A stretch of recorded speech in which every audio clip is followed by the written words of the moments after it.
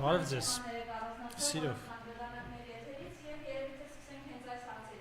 Ազգային ժողովում նիստ է ընթանում և ճեպազրույցի ժամանակ Լավրեն Սիմոնյանը հայտարարում է, բոլոր կետերը վերաբերում են երկու կողմերին։ Եթե այնտեղ գրված է, որ հայկական կողմը պետք է կապիտուլացվի, ուրեմն նաև գրված է, որ ադրբեջանական կողմն էլ պետք է կապիտուլացվի։ Ես խնդրում ես մանիպուլատիվ խոսքերի կապված ձեր գնահատականը տալ։ Այս վերջերս Արամ Օրբելյանի հարցազրույցներից մեկն էի նայում Երկիր մեդիայում։ Մարդը ճիշտ բան է ասում, մեկնաբանելի են բաները, որոնք հնարավոր են մեկնաբանել։ Հնարավոր չեն մեկնաբանել բաները, որոնք մեկնաբանել հնարավոր չեն։ Օրինակ, սրանց ասացները, որոնք իսպար որևէ հիմք, որևէ բան չունեն, ու հիմա մենք դրանց պետք է մեկնաբանենք սրանց ասացները։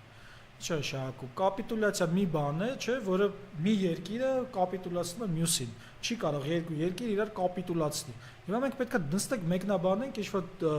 թքարտադրության սիրահար ինչ-որ մեկի խոսքերը, որ Արցախը հանձնել է 150,000 մարդու առանց բանի ա թողե քաղաքացիության ու գնացել էր բանում ակնայում նուրը sense բռնել էր կնոջ կրսկերի պես ու ասում էր բանը իմ հայրենիքն է, իմ հայրենիքն է։ Մենք պետք է նստենք այդ ապուշությունները մեկնաբանենք անընդհատ, լավ հասկացաք, ապուշ են, դավաճան են, ամեն ինչ են եւ այլն։ Լրագրողներին վիրավորում են, քաղաքացիներին զրկում են քաղաքացիությունից, մարդիկ ովքեր տուն ունեն իրենց անտուն են սարքում, ժողովրդական լեզվով ասած բոմժ։ Ու սրանից ելնելով ակնհայտ է, որ Ալեն Սիմոնյանը ինքը գնալու է տժա, ասենք այդ իր ուղաթիռներով, իր բաներով, նավերով եւ մնացած այլ էկզոտիկ պարագաներով նկարվի, մենք այստեղ բան լինենք, հալածվենք ու ինքը պիտի համարվի մեր ազգային ժողովի բան, նախագահ։ Այնպես որ Ալեն Սիմոնյանի ասածը վաղուց արդեն ասնավանի չի, ես չգիտեմ, կարող է ինչ-որ շրջան եղել է իր գուցե 2018 թվականի այդ անցման պահին, հա, որ հանրապետականին գցեցին ու իրանք եկան իշխանության, այդ անցման պահին որոշակի եղել է, բայց հիշենք ինչից է սկսել այս տղան։ Երբ որ խնդիր էր, չէ, ասենք գործարարների ազգային ժողովում падգամավոր լինելը խնդիր էր, որովհետև կա շահերի բախում։ Եթե գործարարը լինում է ազգային ժողովում, ինքը ունենում է փաստորեն մանդատ իր օկտին, իր շահին որոշում կայացնելու։ Ինչպես ժամանակին կար, հա, ասենք ովքեր էին Գայիկ Ծառուկյաններ, Միհրան Պողոսյաններ, հիմա կարող ենք շատերին հիշել, բայց ու այդ խնդրեմ էր, ու այդ խնդրեմը անդադ բարձրաձայնում էր քաղաքացիական հասարակությունը, լրագրողները, իրավապաշտպանները, իրավաբանները, քաղաքական շատ գործիչներ։ Հիմա այդ խնդրեմը հաղթահարելու հնարավորություն չկար, որովհետև այդ իշխանությունը գնալով ավելի էր երես առնում, ինչպես Վահան Հովհաննիսյանը ասաց մի անգամ, տղեկ ձեզ պադյեզդում ծեծելու են, հա, ու բաներ, չէ լինում այդ խնդրեմը վերացնել։ Դրա համար ասում ենք, լավ, չի լինում խնդրեմը վերացնել, անում ենք իշխանափոխություն, անունը դրվում է հեղափոխություն։ Մեկ էլ գալիս է մի հատ աղվա մազիկ մեկը եւ հայտարարում է, որ Խաչատուր Սուքիասյանը նախկինների նախկինը, հա, հիմնական թալանչին այս երկրի, եւ Գուրգեն Արսենյանը եւ Գագիկ Ծառուկյանը բանն են, գործարար չեն, խոշոր սեփականատեր են։ Այսինքն ֆրցնում է, եւ այս ֆրցնոցին սկսվում է այդ ժամանակաշրջանից, որ իրենց ոչ թե այս երկրի եւ իմ եւ ձեր շահերն են էական, հա, որ ոչ թե ասենք գործարարի շահը ավելի բարձր դիտի պետությունը, քան բանի Ռամիկի աշխատավորի շահը, կամ մեկ այլ գործարարի շահից ավելի բարձր դիտի, նա որոշում է, որ չէ, այս մարդիկ, որ բիզնեսներ ունեն, պետք է գան ազգային ժողով ու իրենց ձայնով քվեարկեն ում որ ուզեն։ Եվ այստեղից արդեն սկսել է խախտվել այդ նոր համակարգ ստեղծելու արդար եւ արդար մրցակցության համակարգ ստեղծելու այդ գաղափարները։ Արդյունքում ինչ է եղել, այո, կործանվել է մի հատ ամբողջ պետություն աշխարհի երեսից, 12000 քառակուսի կիլոմետր պետություն կործանած մարդը նստած ինչ-որ ազգային ժողովում մեկնաբանություններ է անում։ Սա չէր լինի իհարկե, եթե 2020 թվականի նոյեմբերի 9-ից հետո լրագրողները ոչ միայն իրենց մասնագիտական պարտքով մոտենային խնդրին, այլև որպես քաղաքացի, որպես բոլորս մեկս մյուսին պաշտպանելու անձեր եւ այս մարդկանց նորից չլեգիտիմացնեին, ինչի արդյունքում նրանք այնքան հաբրգեն, որ ազգային ժողովի պատերի տակ մեր լրագրողներին ինչ ուզենան ասեն ու պատասխանատվության չենթարկվեն։ Հիմա բայց ես դրանք ասում անցում եք անում այդ Անդրանիկ Քոչարյանի պահվածքին, հա։ Խնդրեմ ես մասով ձեր կարծիքը։ Նույնն է, հա, եթե մենք չենք ունենում որևէ լծակ սրանց Դրանցը տարբեր լրագրողների նկատմամբ ունի այսպիսի եւ գծված վերաբերմունք, էլի, այսինքն այս վերաբերմունքը չի դա չի։ Գիտեք, ընդհանրապես մի հատ բան կա։ Երբ որ Թոմաս Ջեֆերսոնը, Ամերիկայի հայրերից մեկը եւ երրորդ նախագահը հայտարարում էր, որ լրագրողները 4-րդ իշխանությունն են, դա ինչի համար էր նա դա ասում, որովհետեւ Ամերիկան հասկանում էր, հա, այդ հայրերը հասկանում էին, այդ 5 հայրերը հասկանում էին, որ մարդը ինչքան լավը լինի, իշխանության գալուց հետո կարող է դառնալ վատը։ Եվ նրանք ընդունում էին այն կանխավարկածը, որ մենք պետք է այնպիսի սահմանադրություն եւ օրենքներ մշակենք, հիմք ընդունելով, որ ամենավատ մարդը եկել է իշխանության։ Սա ինչ է նշանակում։ Սա նշանակում է, որ պետք է այնպես այդ կառույցները իրար հակակշռեն, որպեսզի ամենավատ մարդը, Անդրանիկ Քոչարյանի պես, չկարողանա հաբրգել եւ իր ուզածը անել ու վնասել պետությանը։ Հիմա մեր պարագայում, Հայաստանի պարագայում, մենք անընդհատ անձերով ենք պայմանավորում, հա, մի հատ լավ անձ գա, բան, մեզ փրկի, ամեն ինչ տեղը կընկնի։ Նույնիսկ ես, երբ որ հիմա ձեզ հետ խոսում եմ, ես կաշկանդված չեմ իշխանության կոմպրոմիսների գնալու, հա, մեկի մյուսի շահի եւ մնացած հարցերի կոմպրոմիսների գնալու եւ երբ որ ես խոսում եմ ասենց այս դավաճան իշխանության դեմ, դուք կարող եք ից համակրել, մտածել, որ այ այս ինչ լավն է, մենք կուզենայինք, որպեսզի այսպիսի մարդիկ լինեին իշխանությունում եւ այլն, բայց դա չի հարցը։ Մեր խնդիրը այդ հակակշիռները ստեղծելն է, որ եթե ես գամ ու սրիկա դառնամ, ասենք այնտեղ դատարան լինի, որը ինձ զսպի, ասենք ազգային ժողով լինի կամ վարչապետ նախագահի ինստիտուտ լինի, որը ինձ զսպի։ Եվ ամենակարևորը լրագրողները, որ այս բոլոր այս իշխանական ճյուղերը, երբ որ տարանջատված իրենց գործունեությունը կատարում են, լրագրողները այն մյուս կարևոր բաղադրիչն են, որ անընդհատ վերահսկեն այս ճյուղերին։ Իհարկե լրագրողները լիքը ուրիշ գործառույթներ ունեն, բայց պետության իմաստով, հա, որպես 4-րդ իշխանություն, այս գործունեությունը ունեն կատարելու։ Եվ հիմա երբ որ լրագրողների նկատմամբ այսպիսի վարք է ցուցաբերվում, դա կարող է անել այո միայն այն մարդիկ, որոնք պետությունը քանդել են, եւ նրանք քանդել են պետություն, չէ, Արցախի հանրապետությունը նրանք քանդել են։ Հիմա սրանից ելնելով մենք ոչ ունենք էթիկայի հանձնաժողով, հա, Սերժ Սարգսյանի ժամանակ հիշում եք օրինակ Մեհեր Սեթրակյանը, ժողովրդի մեջ ավելի հայտնի Թողմախի Մեհեր կամ Առաքել Մովսիսյանը, ժողովրդի մեջ ավելի հայտնի որպես Շմայս, լրագրողներին անընդհատ վիրավորում էին։ Հանրապետական կուսակցությունը ստեղծեց նոր ժողովրդավարական էլեմենտ, ստեղծեց այդ էթիկայի հանձնաժողով, որպեսզի զսպի այս մարդկանց իրանց այդ բանից կեցվածքից, հա, ոչ հարիր, էթիկապես ոչ ճիշտ։ Հիմա սրանք եկան այդ էթիկայի հանձնաժողով վերացրեցին, եւ ես հիշում եմ, կարծեմ հենց լրագրող Սարգիս Խանդանյանը, որը Civilnet-ում տենց լավ տղա էր Civilnet-ում, բայց իշխանության մեջ ինչպես ասացի, հա, այդ հակակշիռները չեղան եւ նա դարձավ դավաճան, այդ պարագայում ինքը բան էր, կողմ էին նրան, որ այդ էթիկայի հանձնաժողովը չլինի եւ հիմա չկա այդ էթիկայի հանձնաժողովը։ Բայց միայն էթիկայի հանձնաժողովի հարցը չի, այստեղ լրագրողական համայնքի հարցն է։ Անդրանիկ Քոչյանը երբ որ իրան սենց է պահում, կամ մի հատ Քրիստինե Պողոսյան ունեն, Հայկ Կոնջորյաններ նույն ձև իրան, Ալեն Սիմոնյանը, Նիկոլ Փաշինյանը, ամենակարևորը, ինքը լինելով դեղին մամուլի լրագրող, եկավ առաջի բաները հենց այդ լրագրողների դեմ ճնշումներն էին։ Կամ այն բանը մի հատ կա այն ակնոցներով Արթուր Հովհաննիսյան դավաճանը, որ բանին 5-րդ ալիքին 44-օրյա պատերազմի ժամանակ հակին ազեր ասել։ Քեզնից հակին աս, համ հակին ասես, համ քակին ասես։ Մեր խոսքով հիմա այս պարագայում երբ որ լրագրողական համայնքը ինքը իրան համերաշխություն հայտնելու ձևը չի գտնում, այո, սրանք հաբրգում են։ Իսկ ո՞րն է այդ համերաշխություն հայտնելու ձևը։ Այո, հայտարարությունները, որը արվել է, ես ողջունում եմ, այդ թվում ժուրնալիստների միությանը, այն լրագրողական կազմակերպություններին, որոնք օգնեցին օժանդակեցին Արցախը հանձնել, նրանց եւս ողջունում եմ, որ պաշտպանեցին, անհատ լրագրողները հատ առ հատ, հոգի առ հոգի, որոնք պաշտպանեցին, ողջունում եմ, բայց այդտեղ ամենակարևոր բանը պետք է արվի։ Անդրանիկ Քոչյանից որևէ մեկը պետք է հարցազրույց չվերցնի, որևէ որևէ կամ հարցազրույց վերցնելու պարագա միայն այս թեմայով պետք է լինի։ Անդրանիկ Քոչարյանը պետք է լինի անձեռնմխելի լրագրողների համար։ Անդրանիկ Քոչարյանը մինչև ներողություն չխնդրի Հռիփսիմե Ջեբեջյանից եւ Չերես Հռիփսիմե Ջեբեջյան ամբողջ լրագրողական համայնքից նրա բերանի մոտ միկրոֆոն չպետք է մոտենա, բայց կլինի դա, ես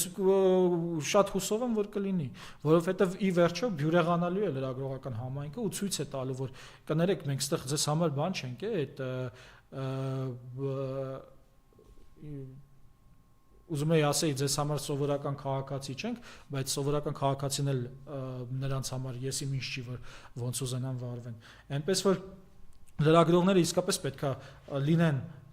այո, նրանք պետքա անպայման պահեն էթիկան, եւ երբ որ տեղը գա, այդ իրենց պահած էթիկան իրենց ուժ է տալու, որպեսզի իրանք կարողանան այդ իրենց չորրորդ իշխանությունը բանացնեն։ Իհարկե, եթե Նիկոլ Փաշինյանի պես լրագրող ես, դեղին մամուլի զլպարտիչ, որ աչ ու ձախին ստեր ասես չես տարածել, իհարկե այդ պարագայում դու այդ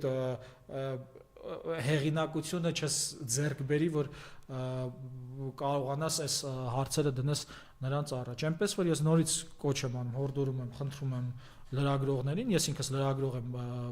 մասնագիտությամբ, երկրորդ ու նաև լրագրողների ընտանիքից եմ ու այո, պետք է Անդրանիկ Քոչարյանի բերանին միկրոֆոն չպետք։ Եթե այս մի անգամը ստացվեց, հաջորդ անգամները այս ԿՊ-ն այդպեսի բան չի անի, չնայած ասեմ ձեզ ԿՊ-ին երկար տարիների կյանքել չի մնացել, որ ինչ-որ անընդհատ շարունակեն այսպեսի ինչ-որ բաներ անեն։ Ուղղակի հարցային է արդյոք միայն ԿՊ-ին երկար տարիների կյանք չի մնացել, Հայաստանին էլ հետն է տանելու, թե մենք այնուամենայնիվ կարողանալու ենք այնպես անենք, որ միայն ԿՊ-ի կյանքը ավարտվի։ Վերջին հարցազրույցում Նիկոլ Փաշինյանը ասում է, ինչ եմ զիջել, որ ասում եք զիջել եմ։ Մենք մեր ինքնիշխանությունն ենք պաշտպանում, մեր զինվորները զոհվել են մեր ինքնիշխանության համար։ Խնդրեմ։ Մեր զինվորները, այո, մեր զինվորները մասնակցել են պատերազմի մեր ինքնիշխանության համար։ Մեր զինվորները մասնակցել են պատերազմի, որպեսզի Շուշին մնա հայկական, որպեսզի մինչև բանից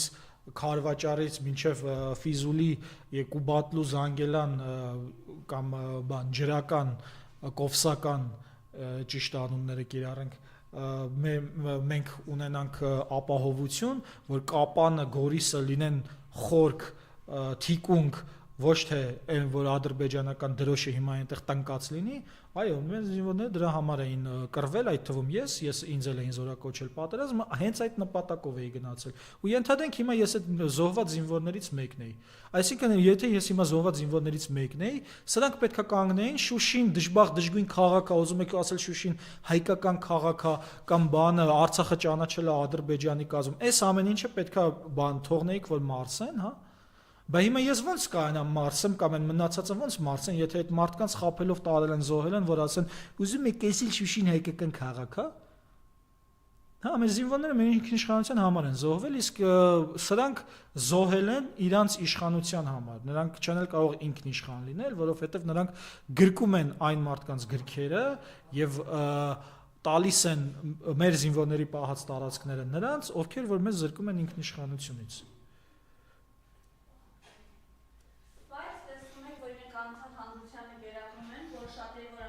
Նրանք հանրությանը չեն կերակրում, նրանք հանրությանը սոված են թողել։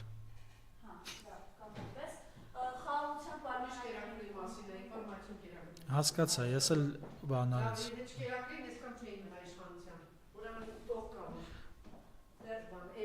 Հա, մի երկու հոգի կա։ Հանրությունից չեն։ Էլի, կրկին, նույն բանը, հա, էլի Արամ Օրբելյանի, որը միջազգային իրավունքի մասնագետ է, փաստաբան է եւ ինքը շատ ավելի կոմպետենտ է այս հարցերին պատասխան։ Այստեղ մեկնաբանելու բան գոյություն չունի։ Մենք չենք կարող մեկնաբանել մի բան, որը հնարավոր չի գոյություն ունենա։ Միակողմանի ստորագրելը, հասկանում եք։ Այդ միակողմանի ստորագրելու ինչի համար է պետք է ենթադրենք խաղաղության պայմանագիրը, հա, ենթադրենք խաղաղություն։ Ինչի համար է պետք է խաղաղության պայմանագիրը։ Կա երկու պետություն, Հայաստան եւ Ադրբեջան։ Այս Հայաստանն ու Ադրբեջանը պատմականորեն ունեն տարաձայնություն։ Շատ լավ։ Ասենք ամենակենցաղային տարաձայնություններից, չգիտեմ, իրանք աննասնապահ էին, մենք բան էինք գյուղատնտես էինք, իրանք աննասունին բերում էին մեր հողի վրա, մեր գյուղացին կռվում էր իրանք աննասնապահի հետ, այս կոնֆլիկտներից այդպես վերածվում էր, դառնում էր հողային թեմա։ Հիմա այս երկու պետությունները ունեն խնդիր, չէ՞։ Այս երկու պետությունների ունեցած խնդիրը ստեղծել է իրավիճակ, որտեղ եղել են պատերազմներ, ցեղասպանություններ եւ այլն եւ այլն։ Հիմա խաղաղություն կոչվում է, երբ որ երկու պետությունները այդ խնդիրները հաղթահարում են։ Հա, սա, եթե գնում է միակողմանի, ենթադրենք միակողմանի ստորագրած։ Այդ այո, խնդրեմ, այդ խնդիրները լուծվեցին, չլուծվեցին։ Հիմա լուծվելու է այդ բառախաղերը, այդ ապուշությունները, որ դուրս է տալիս, լուծվելու է, չէ։ Իհարկե չի լուծվելու, ասենք, ինչքան ուզում ես միակողմանի գնա այդ որ ասում եք կերակրել հանրությանը, ես վստահ եմ, որ մեր հանրության մեջ ոչ մեկ էլ չի կերակրվում, շատ լավ հասկանում են թե ինչ է բան անում, հա կատարում։ Այո, եթե սրա համար խնդիրը Հայաստանի վերացումն է, միակողմանի էլ կուզի չստորագրի էլի, կապ չունի, հիմա ասենք այդ միջազգային իրավունքում որն է, ում ես գնալու ներկայացնես, ասես գիտես ինչ կա, ես միակողմանիորեն ստորագրել եմ, մենք այսուհետ խաղաղ ենք լինելու։ Ով է այդ երաշխավորը, ոչ բանակ ունես, որ երաշխավորի խաղաղություն։ Ենթադրենք շատ թույն խաղաղության պայմանագիրը, ստորագրեցիր։ Այդ փաստաթուղթը ով է երաշխավորելու։ Բանակ ունես, ջարդել ես բանակը։ Լավագույն գեներալներին տարել ես Բաքվի բանտ, ստեղ նստացրել, մի հսկայական մասին հանել ես բանակից։ Ով է այդ փաստաթուղթը երաշխավորելու։ Ալեն Սիմոնյանը, Ադրբեջանը, որ ասած հարցակվի մեզ վրա, Ալեն Սիմոնյանը սկսելու է թքելով բան անել, պաշտպանել, հա ավտոմատի վրա միացնելու է թուքը, կրակելու է պաշտպանի։ Այնպես որ այս անհեթեթությունների մեջ, որ մենք խրված ենք, այս անհեթեթություններից մենք անպայման դուրս ենք գալու։ Եվ այն մեր դիվանագետները, դիվանագիտական կորպուսի մասնագետները, ռազմական գործիչները, իրավաբանները, միջազգային իրավունքի մասնագետները, հետախույզները, ԱԱԾ-ի աշխատողները, հանրային գործիչները, բաները, սպորտսմենները, որոնք եւս շատ կարևոր դեր ունեն, մշակութային գործիչները, բոլորը մտնելու են նորից այն ապարատի մեջ, որը կոչվում է պետության գործունեություն։ Հիմա ինքը ամբողջը հանել է մեջից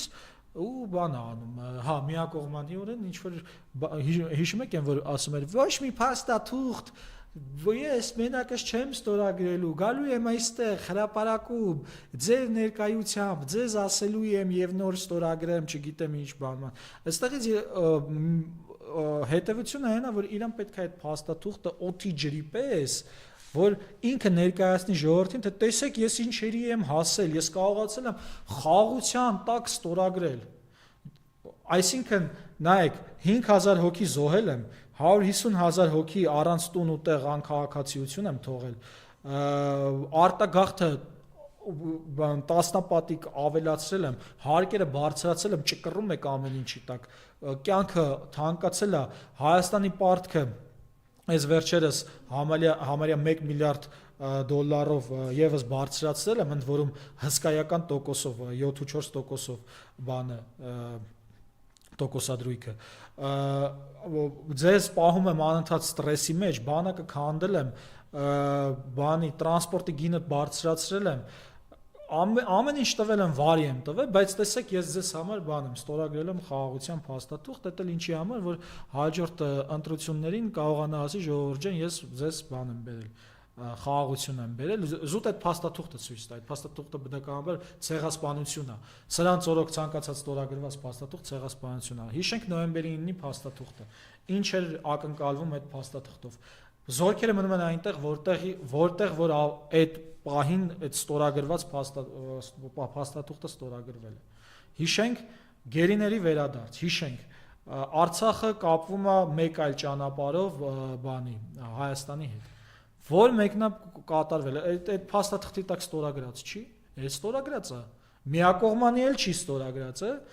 Ռուսաստանի նախագահ Վլադիմիր Վլադիմիրովիչ Պուտինի եւ բանի Ադրբեջանի նախագահ Իլհամ Հեյդար Հեյդարի, Ալիևի ստորագրություններով։ Ինչա կատարվել է այդ փաստը, չէ, ինչի չի կատարվել, որովհետև զորքի փոխարեն դավաճաններ ունես այդ փաստաթղթի տակ։ Զորքը հանում ես փաստաթղթի տակից դավաճան ես մտցնում, խնդրեմ, ես օրին ես հասնում։ Մարդիկ ասեցին, քանի գերիներին չես վերադարձրել, մի գնա բանակցությունների։ Սա ակնհայտ է, չէ՞, մարդասիրական մոմենտ է, որ ամբողջ աշխարհը, որ գերիների ազատության հարցը առաջնային է եւ ընդունելի է, հա,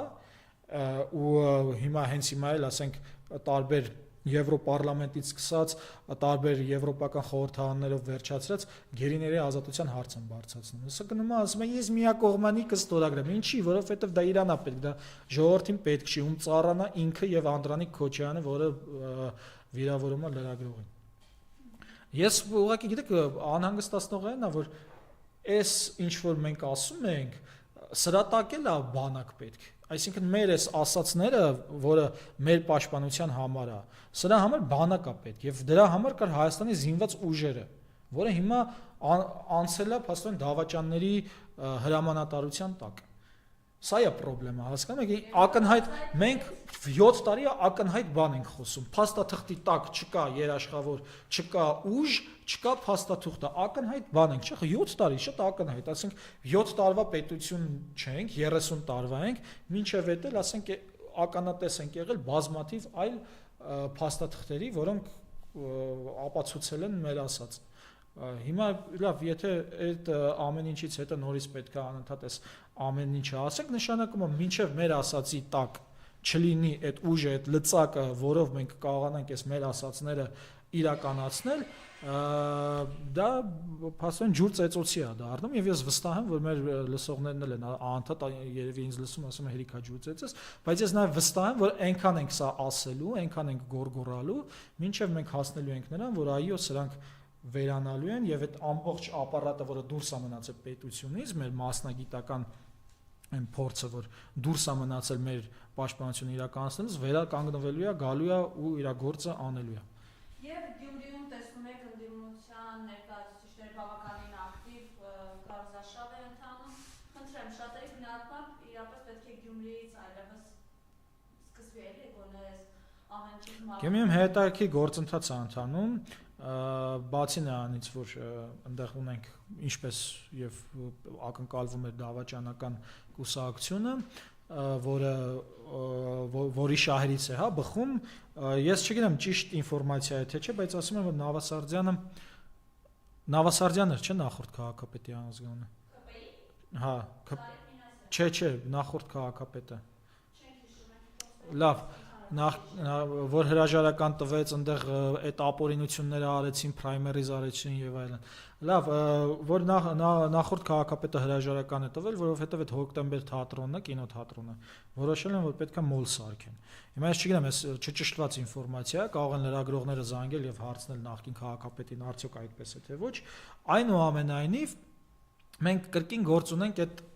բանի հետ, հա, որ այս ինչ որ տեղի է ունենում մեր հայրենիքի հետ, սա նրա պատճառն է, որ պետությունը որոշել է, որ միայն փող ունեցողի համար է այս պետությունը եւ ամենտեղ նա կարող է իր փողը վաստակել այն մնացածը հեչ։ Դա կլինի բնապահպան, կլինի, չգիտեմ, բան, աշխատավոր, կլինի գյուղացի մեխակի պես, առողջ տղամարդը կգա, առողջ տղամարդուն բան կխնդրի, Փաշինյանը, որ ասեց իր առաջ տարին կապ էական չեն, այսինքն մենակ այդ բանի ինչ որ մի քանի հոգանոց գործարանների համար պետությունը, բայց այս պետությունը դրա համար չի, ասենք իմ մեծ պապերը դրա համար չեն արյուն թափել եւ իմ սերնդակից եղբայրները դրա համար չեն արյուն թափել, բնականաբար դրա համար չի, բոլորիս համար է, այդ թվում նաեւ այո գործարանների համար էլ է, ես չեմ շղթում որ բայց միայն գործարանների շահերը բերում է այսպիսի իրավիճակի։ Մյուս կողմից Գյումրիում հետաքրքիր այնուամենայնիվ իրավիճակ է, որտեղ բացի բանից նոր դեմքերից բան են, նաև ինստիտուցիոնալ process է գնում, որը փորձում է վերահասկել ընտրությունները, այս պարագայում հայակվեք ազգային քաղաքացիական միավորումն է ստանձնել է դիտորդական առաքելությունը եւ 2000-ից ավելի մարդիկ միացել են, որպեսզի իրականացնեն ու վերահսկեն այդ ժողովրդավարական process-ը եւ սա շատ կարեւոր է ինչ իմաստով, որովհետեւ նախորդ ընտրություններում, նախորդ իշխանությունների ընտրություններում, եթե սա հիմնականում իրականացվում է մենք Transparency International կամ արևմտյան դրամաշնորհներով գոյություն ունեցող հասարակական կազմակերպությունների միջոցով եւ նրանք որոշակի հետաքրքրություն ունեն ըստ այդ ֆինանսական հոսքերի, այս պարագայում փաստորեն հենց մեր մեջից ստեղծված կառույցն է դա իրականացնում, սա շատ կարևոր է ու դա նաև նպաստելու է հետագա Հայաստանի ժողովրդավարացման համար, հա, որպեսզի ժողովրդավարության անվան տակ այս sense բռնապետիկները չգան ու միանձնյա այդ մենակովս կստորագրեմ մենթալիտետի մարդիկ չգան իշխանության։ Այնպես որ Գյումրիից իհարկե գողանալու է այս իշխանությունը մյուս տեխնացուների բանը իշխանությունը այս ինչպես Երևանում, Ալավերդիում, հա, գողացան, բնականաբար ստեղել են փորձելու գողանան, սակայն կա իմ տպավորությամբ հնարավորություն, որպեսզի կարողանան այն մյուս ուժերը որոշակի կոնսոլիդացիա կազմեն ու կարողանան չթողնել, որպեսզի գողությունը տեղի ունենա։ Սա էլ կարծում եմ Գյումրու ընտրությունների հետ կապված եւ նաեւ Գյումրուց բացի անցած շաբաթ այդ բոլորս մեծ ցավ ապրեցինք Հայաստանի ֆուտբոլի հավաքականի այդ պարտությունների կապակցությամբ, բայց գիտեք, պետք է ավելի խորքից նայել։ Հա, եթե պետությունը չունի նպատակ, ինչու պետք է ունենա ֆուտբոլ։ Եթե նրա նպատակը այդ Փաշինյանի միած ստորագրությունն է, իբր ցեղասպանության պայմանագրի տակ։ Բայց հենց այդ է, հա, եթե մենք ունենք, ասենք, ազգային նպատակներ, ազգային երազանքներ, ինչպես յուրաքանչյուր ընտանիք ունենում է, այդ պարագայում այո, սպորտը մի կարևոր բաղկացուցիչ մաս է, որտեղ երբ որ քո մարզիկը հաջողությունների է հասնում, քեզ բան է լինում, գոհացնում է ու դու սկսում ես ավելի լավ աշխատել։ Կան հետազոտություններ, որոնք ցույց են տալիս, երբ որ Բրազիլիայի հավաքականը հաղթում էր, Բրազիլիայի տնտեսությունը սկսում էր աճել, որովհետև մարդիկ լիցքավորվում են, հասկանում եք, լիցքավորվում են ու սկսում են աշխատել։ Հիմա բայց դա պետք է այն պարագայում, երբ որ դու ունես նպատակ։ Հիմա սրանք եկել են ասել են ոչ, դու պետք է չունենաս նպատակ, դու պետք է չունենաս որևէ երազանք, դու պետք է չունենաս Արցախ, դու պետք է բան չանես, Արցախի համար կռիվ չտաս, քո դեսպանանները պետք է բոլոր տեղերը ասեն ոչ, մեզ պետք չի ոչ մի բան, ցեղասպանության համար կռիվ չտաս, ճանաչման համար։ Այս երբ որ չկան այս ամեն ինչը, այդ դեպքում այո, գալիս է Ամերիկան, որը ունի երազանքներ, եւ նրա երազանքը աշխարհը տիրելն է, իր գործարարների համար ամենտեղ բարենպաստ պայմաններ ստեղծելը եւ հետագա գիտության զարգացումը ապահովելը իր համար, որպեսզի գնա երկիր մոլորակից էլ դուրս,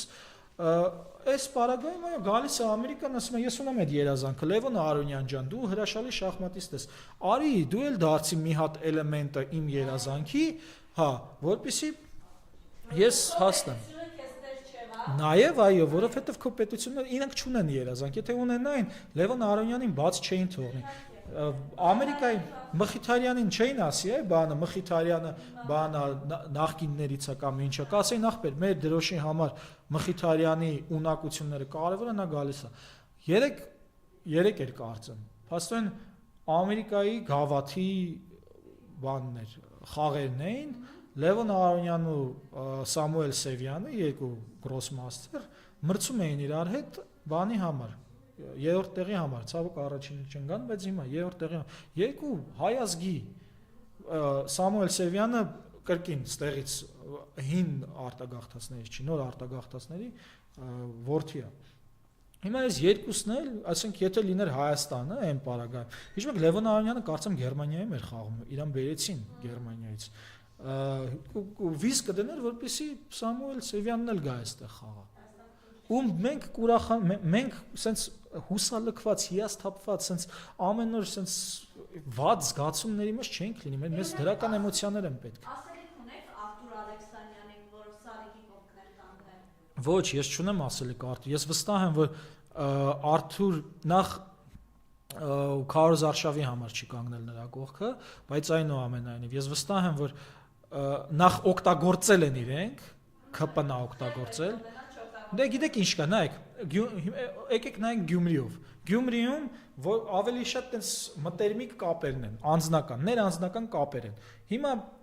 այս մարդը գնացել է Արթուր Ալեքսանյանի մոտ նկարվելու, որ նկարեն օգտագործեն։ Հիմա այդ մարդը ես վստահ հայ տղա է արժանապատիվ ու բան, պատիվ ունեցող, տենց ու եղբայրական զգացողությամբ։ Հիմա այդ տղան ինչ պիտի աներ, ասել բանը քաշից տեղից գնա։ Ես վստահ եմ, որ այստեղ Արթուր Ալեքսանյանի խնդիրը չի, այլ խնդիրը այն է, որ 7 տարի մենք չենք կարողացել այնպես անենք, որպեսզի Արթուր Ալեքսանյանը ոչ թե ԿՊ-ի ներկայացուցիչի կողքը նկարվի, ովքեր Արցախը հանձնեցին, այլ կրկին իր հաղթանակը նվիրի Ռոբերտ Աբաջյանին եւ մյուս տղաներին, ովքեր Արցախը պահելու համար իրենց կյանքը ընդհատվեց։ Դրա համար ես այստեղ ոչ թե Արթուր Ալեքսանյանի սխալն եմ նկատում, այլ մեր սխալն եմ տեսնում, որ մենք 7 տարի չենք կարողացել, որտեղ ինքը սպորտսմեն մարդ է, ինքը գնում է իր ոսկի մեդալը ստանում է։ Արոնյանն էլ է սպորտսմեն, Մխիթարյանը չի վախենում, ամեն հնարավոր։ Հա, բայց ես չեմ դնում բոլորին մի կաթսայով բան։ Այո, մենք այս պահին, որ Մխիթարյանը չի մասնակցում հավաքականում մեր խաղերին, կրկին մեր սխալն է, որ այս իշխանությունը մնացել է։ Ինչի պետք է Մխիթարյանը, ասենք sense բանը, հա, լավագույնը լինի։ Ես ամբողջ այս իրավիճակը կապում եմ հետևյալ ձևով։ Չլինի ԿՊ-ական համակարգը, չեն լինի այս հետևանքները։ Էսա իմ ասածը։ Ձեզ եմ շնորհակալ։